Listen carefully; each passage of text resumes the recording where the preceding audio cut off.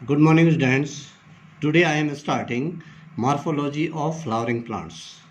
आज हम पढ़ेंगे 5वां अध्याय पुष्पी पादपों की आकार की। अभी हम जो ये पढ़ रहे हैं, इससे पहले जो हमने पढ़ा वर्गीकरण के बारे में, पादप जगत, जीव जगत, जंतु जगत, 4 चैप्टर पढ़े हमने, वो वर्गीकरण से संबंधित था।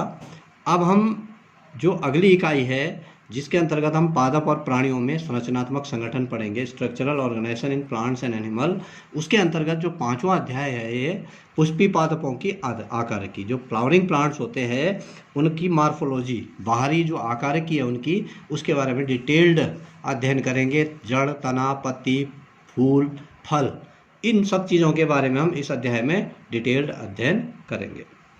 अब आकारिकी के बारे में देखते हैं। मॉर्फोलॉजी क्या है? विज्ञान की या जीव विज्ञान की वह शाखा जिसमें हम पादपों का रूप, उनकी संरचना और विभिन्न अंगों के संबंधित स्थितियों का अध्ययन करते हैं, मॉर्फोलॉजी या आकारिकी कहलाती है। विभिन्न अंगों के बारे में, उनकी बाहरी संरचना के बारे में जो अध्ययन करते हैं उसको आकारिकी कहा जाता है। ये जो आकारिकी है, मॉर्फोलॉजी है, इसके 2 पार्ट होते हैं। एक होता है एक्सटर्नल मॉर्फोलॉजी, जिसको बाह्य आकारिकी कहते हैं। इसमें हम उसकी बाहर की संरचना, आकार, रंग और विभिन्न अंगों के बारे में अध्ययन करते हैं।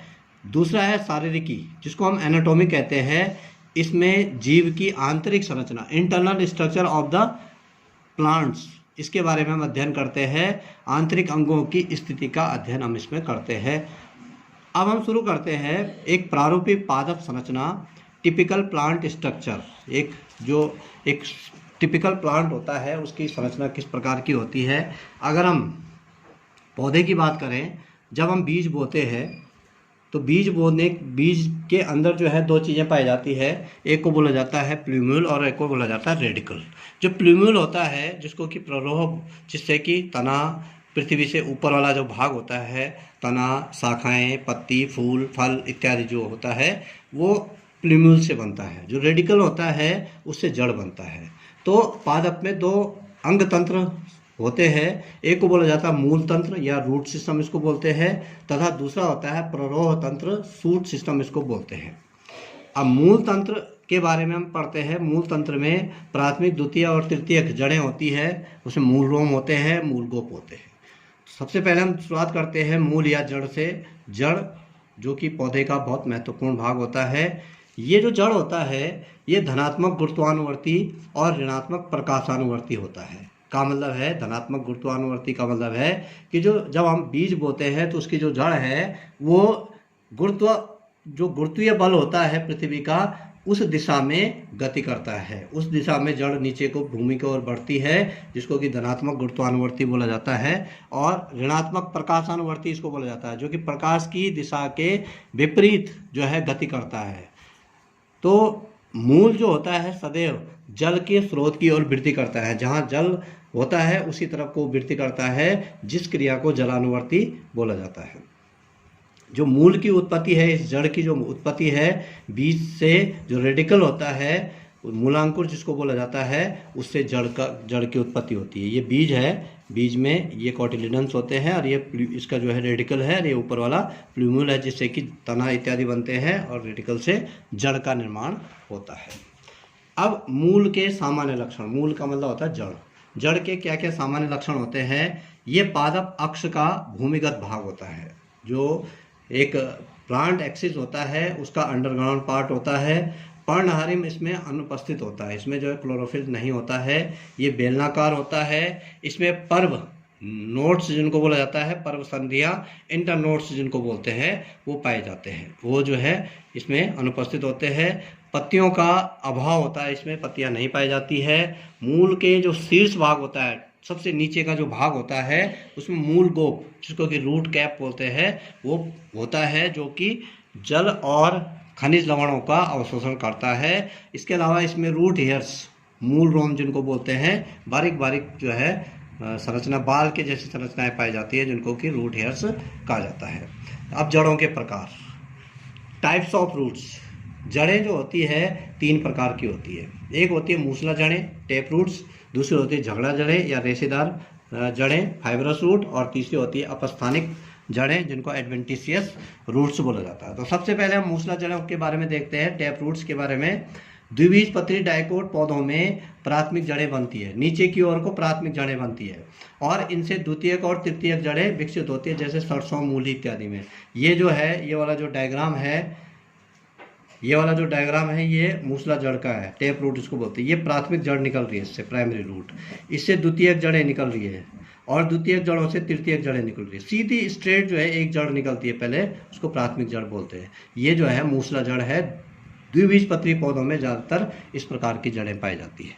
दूसरी है झकड़ा जड़ें या रेशेदार जड़ें, जिनको फाइब्रस रूट बोला जाता है। एक बीज पत्री पौधों में, जैसे गेहूं, धान इत्यादि में या घास, इनमें जो है मूलांकुर से ही अनेक प्राथमिक जड़ें निकल जाती है। वो प्राथमिक जड़ें जो है, एक तरफ से प्राथमिक जड़, वहीं से जो है अनेक जड़ें निकलनी शुरू हो जाती है और इनमें जो है बाकी जो मेन जो जड़ होती है नीचे को प्राथमिक, वो नष्ट हो जाती है और उससे अनेक जड़ें जो है निकल जाती है, पतली रेशेदार, जैसे इस प्रकार से।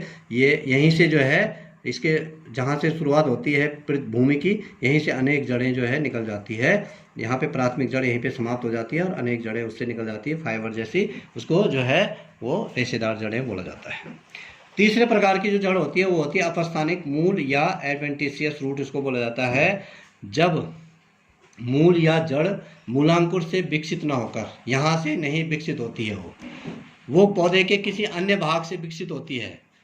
मतलब जड़, जहाँ से जड़ बनती है वहाँ से वो जड़ नहीं बनती है, वो किसी अन्य भाग से, जैसे कि तने से या शाखा से या पत्ती से परिवर्तित होती है। इस प्रकार की जो जड़ें होती है वो एडवेंटिशियस जड़ें कहलाती है। जैसे हम जो है मक्के में देखते हैं, मक्के में तने से जो है बड़ी बड़ी नीचे को जड़ की ओर जो है नई जड़ें निकल जाती है, या बरगद में पेड़ से ऊपर से ही जो है जड़ें लटकी होती है, वो जो है ज़मीन में पहुंच जाती है।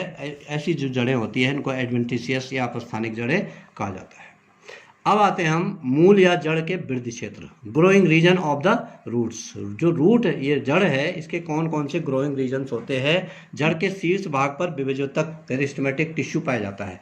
जैसे कि हम जानते हैं, जो विभेजोतक होता है वो तना और जड़ के विभाजन, जहाँ पे वृद्धि होता है उस क्षेत्र में ये पाया जाता है। वहाँ पे मूल गोप पाया जाता है, रूट कैप जिसको बोलते हैं, उससे वो ढका रहता है। अब हम यहाँ पे देखें तो जो इसके जो रीजन होते हैं, 3 रीजन होते हैं इसके। विभेजोतक क्षेत्र, मेरिस्टेमेटिक रीजन, 1 mm से लेकर कुछ mm तक ये होता है। ये वाला अगर हम देखें तो ये नीचे वाला जो भाग है ये विभेजोतक वाला भाग है, रीजन ऑफ मेरिस्टेमेटिक। इसका काम है लगातार वृद्धि करते रहना। दूसरा होता है रीजन ऑफ इलोंगेशन, जहाँ पे जड़ जो है लंबाई में बढ़ती है।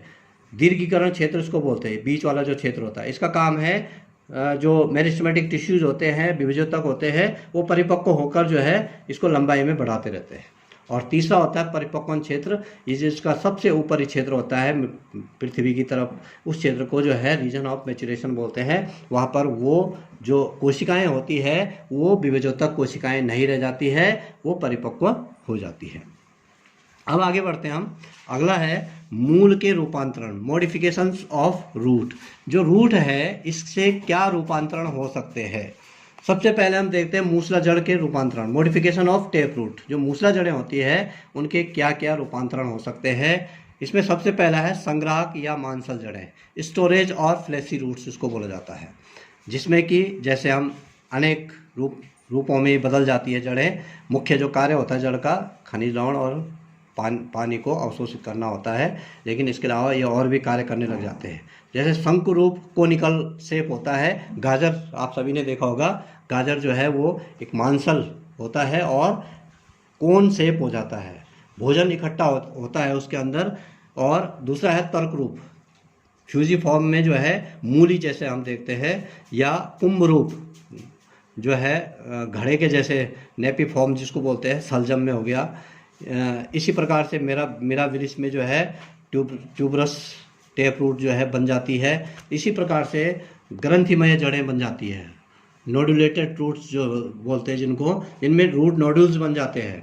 जैसे जितनी भी दालें होती है, चना, मटर, सोयाबीन, अरहर, इनमें जो है गांठें बन जाती है जिनके अंदर एक राइजोबियम नाम का जो जीवाणु है वो रहने लग जाता है, और वो राइजोबियम जो है क्या काम करता है, वायुमंडलीय नाइट्रोजन का स्थिरीकरण करता है और उस नाइट्रोजन को नाइट्रेट की फॉर्म में कन्वर्ट करता है, जो कि उसके लिए, पौधे के लिए उर्वरा शक्ति के रूप में काम आता है, मिट्टी की उर्वरा शक्ति बढ़ाने के काम में आता है। ये राइजोबियम जो है सहजीवी के रूप में, सिम्बायोसिस के रूप में जो है जड़ों की गांठों में रहता है। पुस्ता जड़ें, तीसरा होता है पुस्ता, बटरेस रूट इसको बोलते हैं। तने के आधार से विकसित पौधे का अतिरिक्त सहारा प्रदान करते हैं ये। इनको जो है प्लैंक रूट भी बोला जाता है, जैसे सैम्बल में है, सैम्बल के जो जड़ें होती है वो पुस्ता जड़ें होती है, जो उसको जो है अतिरिक्त सहारा प्रदान करती है। श्वसन मूल कुछ ऐसी होती हैं जैसे जो दलदली भूमि में या लवणीय मृदा में जो पौधे उगते हैं, उनको श्वसन वहाँ से जो है नीचे से ऑक्सीजन नहीं मिल पाती है, तो वो इस प्रकार से जो है ज़मीन से बाहर निकल जाती है, वो जड़ें उस दलदल से बाहर को ऐसे बाहर हवा में निकल जाती है, जिससे जैसे मैंग्रोव होता है एक पौधा, उसमें ऐसा होता है, और वो बाहर से जो है ऑक्सीजन गैस ग्रहण करती है या कार्बन डाइऑक्साइड गैस छोड़ती है जब श्वसन की क्रिया करती है। अगला जो है इसका वो है जनन मूल, रिप्रोडक्टिव टैप रूट्स इनको बोला जाता है, जैसे मीठा नीम में हो गया, शीशम में हो गया। वो एक जड़ आगे को बढ़ती है, उससे नया पौधा हो जाता है, तो इसको बोला जाता है जनन मूल या जनन जड़ें इनको कहते हैं। अब दूसरा प्रकार है अपस्थानिक जड़ के रूपांतरण। जो एडवेंटिशियस रूट होती है उसके किस प्रकार से जो है रूपांतरण होते हैं, जैसे संचयी जड़ है, स्टोरेज रूट। मूल कंद जो है, इसको मूल कंद जैसे रूट ट्यूब्स बोलते हैं, शकरकंद में जो है वो संचयी रूट बन जाती है, मूल कंद बोलते हैं उसको, या कंद गुच्छ इसको बोलते हैं सतावर में। इसी प्रकार से मणिका मय जो है वो करेला में, या इसी प्रकार से और भी यांत्रिक सहारा प्रदान करने वाले बरगद की जो जड़ें होती है वो नीचे उतर जाती है तने से और पृथ्वी पर चले जाती है, जो कि उसको सहारा प्रदान करती है। जटामूल जैसे मक्का में जो है, मक्का से भी जो है उसके तनों से जो है अनेक जड़ें जो है वो ज़मीन में चले जाती है। गन्ने से भी इस प्रकार से निकल जाती है। रेशेदार जो जड़ें होती है, घास में जो है रेशेदार जड़ें निकल आती है। तो इस प्रकार से ये जो है ये संचयी जड़ें और यांत्रिक सहारा प्रदान करने वाली जड़ें हैं। इसी प्रकार से स्वांगीकरण मूल, एसिमिलेशन रूट्स इनको बोला जाता है। कुछ पौधों की जड़ें जो है क्लोरोफिल विकसित, उनमें क्लोरोफिल बन जाता है, जिससे वो प्रकाश संश्लेषण की क्रिया करने लग जाती है। जैसे सिंघाड़ा हो गया, ट्रैपा जिसको बोलते हैं, या गिलोय हो गया, उसमें जो है टिनोस्पोरा इसको कहते हैं। इसमें जो है गिलोय में या सिंघाड़ा में जो है वो उसकी जड़ों में जो है ग्रीन कलर आ जाता है क्लोरोफिल का, जिसकी वजह से वो प्रकाश संश्लेषण की क्रिया करने लग जाते हैं। आरोहण का कार्य करते हैं, क्लाइंबिंग चढ़ने का कार्य किसी सहारे से। मनी प्लांट जो होता है इसमें जो है पोथोस इसको कहते हैं।